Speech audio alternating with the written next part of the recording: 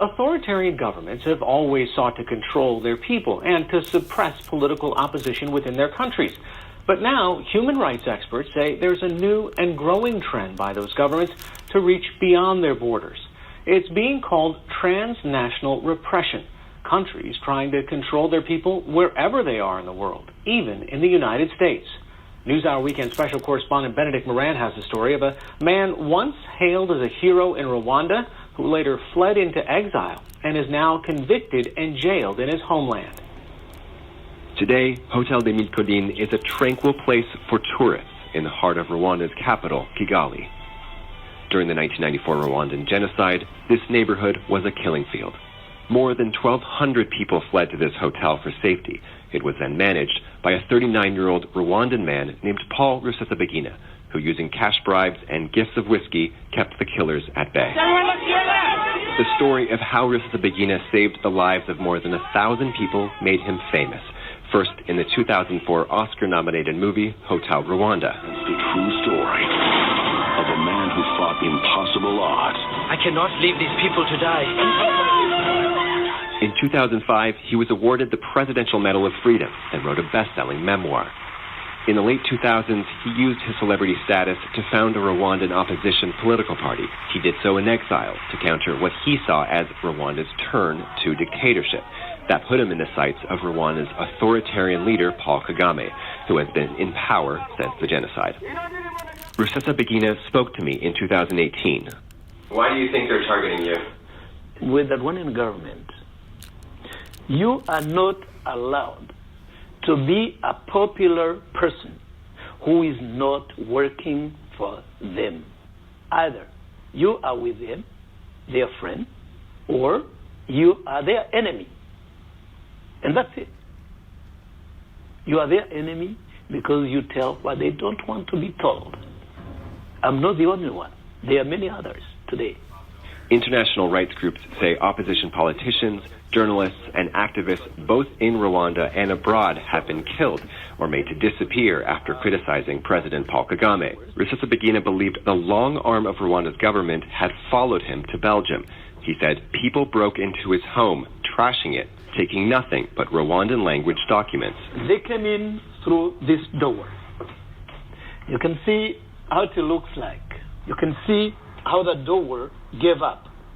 With a constant stream of threats to his life, he said he could never return to his homeland. They wish I would come. As some of my friends told me, if they see me, they will eat me raw. They wouldn't need to cook me.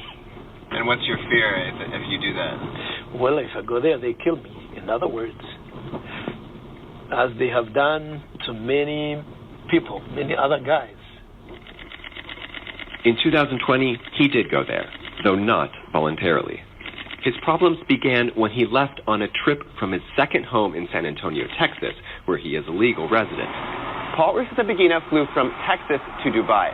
There he boarded a private plane that he thought was going to Burundi, where he said he had plans to speak to churches.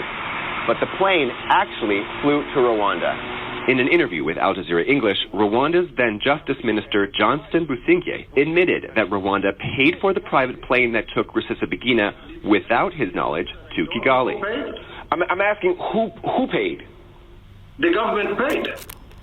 So the government paid for the plane that transported him yesterday. Once in Rwanda, Rusesabagina was arrested and charged with being behind a series of deadly 2018 rebel attacks.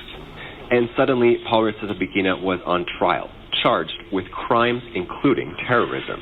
The time has come for us to use any means possible.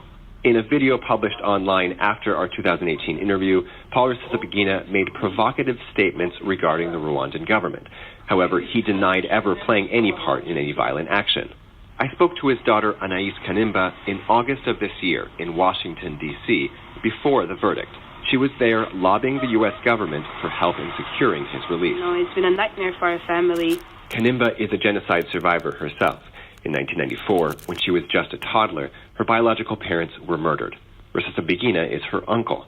After she and her sister were found in a refugee camp, he adopted them and raised them as his own. To me, he's the person That's the reason why I'm still alive today, and he's providing me the education and the love, the support that my parents couldn't because they were killed in the genocide. And so this is very personal to me because I'm afraid that he's going to be taken away. She said she, too, felt threatened. While her father's trial was underway, Amnesty International revealed through a forensic analysis that Kanimba's sister, Corinne, was likely the victim of a near-constant surveillance campaign.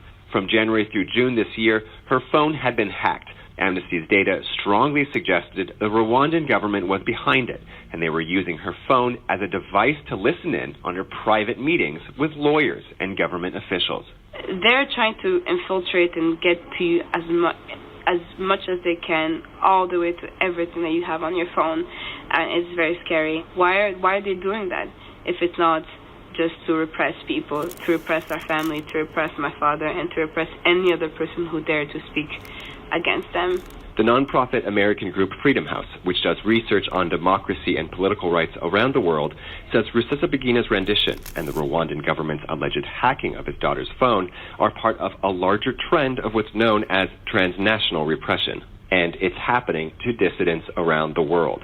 Michael Abramowitz is the president of Freedom House. Transnational repression is essentially the effort by coercion or intimidation, or in some cases violence, to silence the voices of critics of authoritarian regimes who have fled authoritarian regimes to the United States or other countries.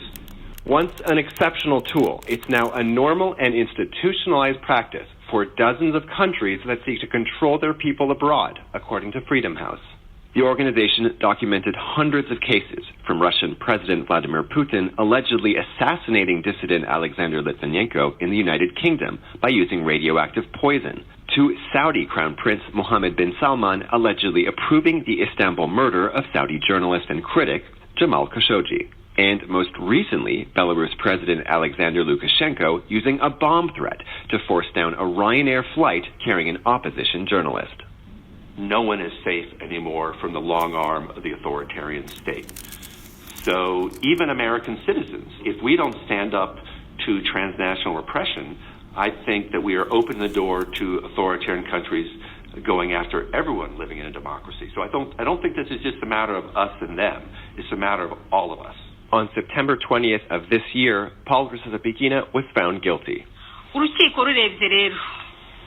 He founded a terrorist group that attacked Rwanda. He financially contributed to the terrorist activities. He approved monthly payments for these activities. He invented a code to hide these activities. Human rights observers say the trial was flawed and unfair, with numerous violations of due process. Sarah Jackson is a deputy regional director for East Africa with Amnesty International. If the Rwandan authorities had wanted to investigate and prosecute Paul Rusesabagina, if they had a basis for this, they could have lodged an extradition request. But instead, he was subject to rendition and taken back to Rwanda. His lawyers say it was a setup, and his rendition to Rwanda amounted to an illegal kidnapping. If they had presented a formal request for extradition, it would have never withheld a test of a judge. This is why they decided to kidnap him, because they knew following due process would have not worked out and would have not allowed them to get in. This has been going on for the last 27 years, that they've been tracking, hunting, kidnapping, killing opponents, and regardless of where they are, in Rwanda or abroad, the list of people who have been killed or kidnapped is a very long one. President Kagame rejected accusations that Rusesabagina was targeted because of his outspoken views, saying in this televised interview days before the 2021 verdict that he was on trial only for the alleged attacks in 2018. Now he's here being tried for that. Nothing to do with the film. Nothing to do with there's not even an argument. Nobody's arguing about his celebrity status. However he got that, that's their, whoever gave it to him or even for himself, it's their business. Paul Rusesabagina's family is now suing the private airline that flew him to Rwanda. Now, the only contact Anaïs Kanimba has with her father is a 5-minute weekly audio call from his Kigali prison, which she records and listens back to. I love hearing this. I love listening to his voice and just the moment that we have with him and how fast it is. It's really easy to feel that there is no hope. Even us, sometimes we have those scary thoughts, but we just don't allow ourselves to think about that. Why would Kagame let him go? I ask myself that question, but then I go to sleep and by telling myself, no, he's gonna come back. Maybe there's no reason, rationale to how he will, but he will come back. Meanwhile, the Rwandan government is working in the courts to have Rusesabagina's sentence changed from 25 years in prison to life.